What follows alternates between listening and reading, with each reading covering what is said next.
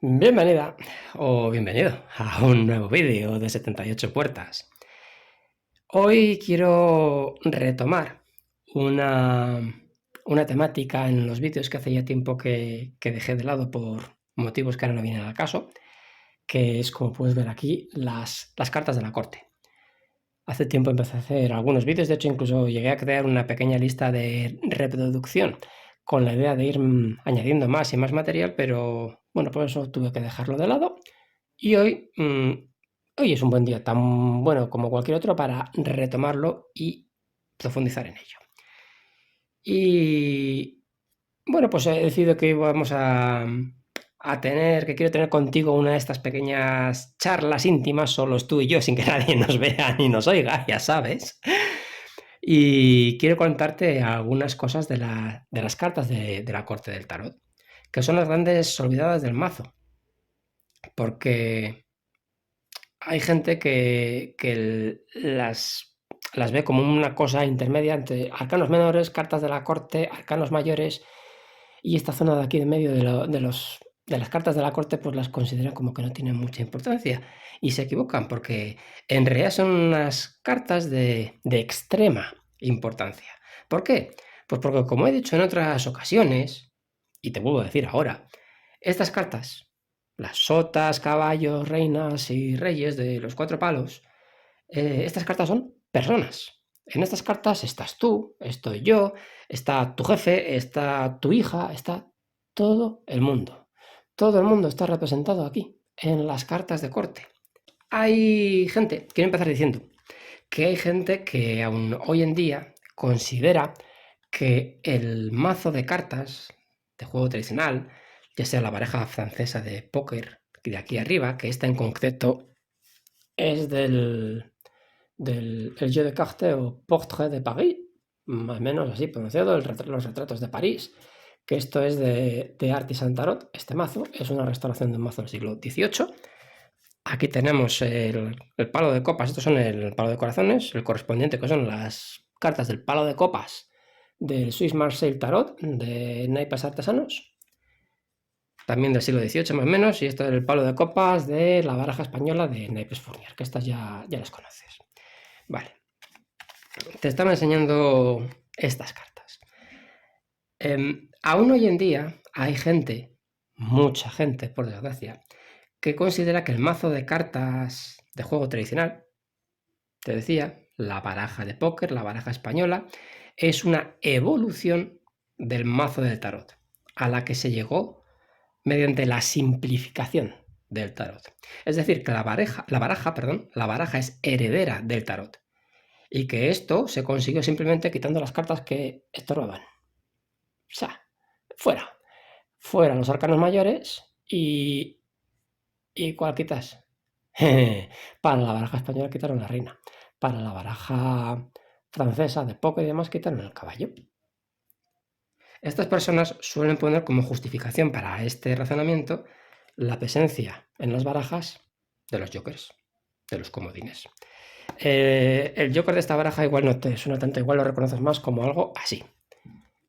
Esta es de otra baraja. Este joker, este comodín, es de otra baraja. Esto sería una baraja francesa, el loco de tarot y el comodín de la baraja española. Hay gente que pone como justificación para esto que dicen de que las barajas son herederas del tarot por simplificación, ponen como razón esto, la presencia de estas cartas. Porque tanto en la baraja de póker como en nuestra querida baraja española existe este comodín. Y dicen que esta carta es la heredera del loco, que es el último superviviente de los arcanos mayores del tarot presente en las barajas. Es decir, que el Joker y el loco son la misma carta. Esto es lo que dicen algunas personas. Y no es verdad. ¿Qué quieres que te diga? No es verdad. El Joker no fue añadido a la baraja de póker hasta la mitad del siglo XIX. Cuando en Estados Unidos la añadieron a la baraja para poder jugar a ciertos juegos de cartas. A día de hoy la presencia del Joker es totalmente necesaria en juegos como el póker. Y de hecho, si piensas Joker, póker, hasta son muy similares. Cambia solamente una letra, la primera, P y J. De todas formas, el Joker, el comodín, el arcano mayor del loco tienen diferentes roles, diferentes papeles en los juegos de cartas en los que se les utiliza. Así pues, y en base a todo esto, es fácil que entiendas la falsedad de esta aseveración. Y así la próxima vez que alguien te diga que la baraja es una herencia del tarot, sepas que es algo totalmente falso. Y así evitas que te engañen, que es una de las cosas en las que siempre insistimos, ¿no? El querer enseñaros no solamente leer curiosidades del tarot, sino también la historia, porque la historia te permite ser libre para saber qué es verdad y qué es mentira y saberlo por ti mismo, no porque te lo digan otras personas. Vamos ahora, y teniendo en cuenta este dato, teniendo en mente este dato que te acabo de decir, por las figuras de la corte del tarot. Vale. Algo que nos enseña la historia es que casi nada surge espontáneamente en su forma definitiva. Siempre hay muchos intentos en base a ensayo y error hasta que se llega a la forma definitiva. Y exactamente lo mismo fue lo que ocurrió con las cartas de la corte del tarot. En el tarot Visconti di Modrone hay 4 sotas masculinas, 4 sotas femeninas, 4 jinetes masculinos, 4 jinetes femeninos, 4 reyes, 4 reinas. Hay una total paridad e igualdad de género en este mazo. Y eso ocurrió en torno al año 1400 y pico, en pleno Renacimiento italiano, en el 480, antes de que Colón llegara a América. Pero que ya a finales del siglo ya estaba aquí en España aquello del monta tanto, monta Isabel como Fernando. Eran iguales los dos. Los dos reyes católicos tenían igualdad, plenitud de poderes para tomar decisiones. Pues esa misma igualdad estaba también presente en el tarot Visconti di Modrone, te vuelvo a decir, a principios del siglo XV, a principios del 480, en pleno Renacimiento italiano. Es decir, que en aquel momento eran más modernos, entiéndeme, entre comillas, eran más modernos entonces que ahora. Pero como indicaba antes, y como todos sabemos, el tarot también evolucionó. Y sus figuras de corte lo hicieron junto con el resto del mazo, hasta acabar con lo que hoy en día conocemos, son las 4 sotas, los 4 caballos, las 4 reinas y los 4 reyes. Hemos visto antes que la baraja no es una evolución del tarot, sino al contrario. El tarot es heredero o una consecuencia de la baraja. La baraja, las barajas de cartas, las cartas de juego, nacen en China, llegan a través de la ruta de la seda con los mercaderes árabes, llegan a la zona de Turquía, llegan por Egipto, los países árabes del norte de África, llegan a España, de España se extienden por Europa. Y lo que se extienden son los antecedentes, podríamos decir, de la baraja de juego. Y es en Italia, en esta época del Renacimiento, del Rinascimento, del 480, cuando nace el tarot. ¿Sí? Bueno. Te decía antes que en contra de lo que dicen estas personas, el tarot no precede a las barajas, sino que son las barajas las que preceden al tarot. El tarot es una creación posterior a las barajas. Por tanto, si en la baraja española tenemos sota, caballo, rey, y en la baraja francesa tenemos jack, reina y rey, tenemos 3 y 3 y sin embargo en el tarot hay 4.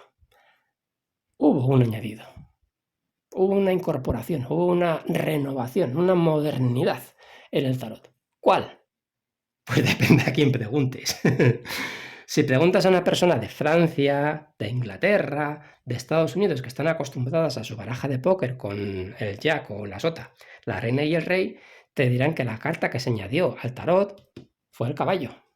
Que esto de aquí es el aporte, la creación del tarot en cuanto a lo que se refiere a las cartas de corte.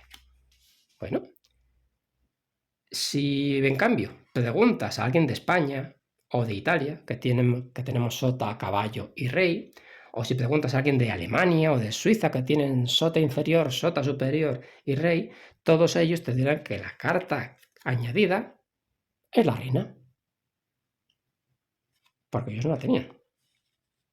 ¿Quién tiene razón? ¿Los países del norte? ¿Los países del sur? Volvamos por un momento a esa Italia del 480. Este es el tarot Visconti Sforza. ¿Dónde nace el tarot? en Italia. ¿Cómo son las barajas de juego que hay en Italia? Porque si esto es un aumento, una mejora, vamos a decirlo así, entre comillas, de la baraja de juego, esto parte de una baraja de juego, la que se utilizaba en Italia, porque esto nace en Italia. ¿Cómo es la baraja de juego en Italia? Pues como la española. Tiene los mismos palos, sota, caballo, rey. Perdón, oros, copas, espadas y bastos. Los mismos palos, oros, copas, espadas y bastos, y las mismas figuras de la corte. Sota, caballo y rey. Por tanto, si esto es un añadido sobre esto, y no sobre la baraja francesa, sino sobre la baraja mediterránea, vamos a llamarlo así, ¿cuál es entonces la figura de corte extra? La reina. En España, en Italia, en los países teutónicos, esto era algo exclusivamente masculino. Esto las figuras de corte me refiero. Las cartas de las figuras de la corte eran total y exclusivamente masculinas. Por lo tanto, esto de aquí, la reina, ya sea de un tipo, de otro tipo, más antigua, más moderna, las reinas son la incorporación, la creación, el aporte del tarot en cuanto a las figuras de la corte. Tal vez esto te parezca algo importancia y sin que no te aporta nada a una lectura de tarot. Pero en realidad esto lo que está haciendo es, está implicando la incorporación de la mujer a un lugar, aunque sea la baraja de cartas, a un lugar que antes tenía vedado y prohibido. El tarot supuso un avance, aunque pequeño, es verdad, pero supuso un avance en la búsqueda de la igualdad y de la paridad de género. Se hizo un hueco para la mujer donde antes no lo tenía. Algo que seguro que removió muchas conciencias y levantó muchas polvaredas, porque por algo se eliminaron las 4 sotas femeninas y las 4 jinetes femeninas en el tarot Visconti di Modrone.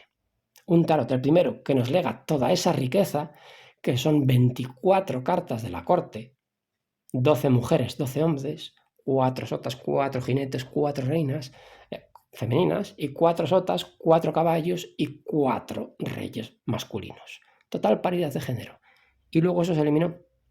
Nos lo quitaron, nos lo arrebataron. ¿Por qué? Seguro que hubo mucha gente incómoda. Seguro. O sea que esto podríamos clasificarlo casi como una especie de movimiento reaccionario, si quieres.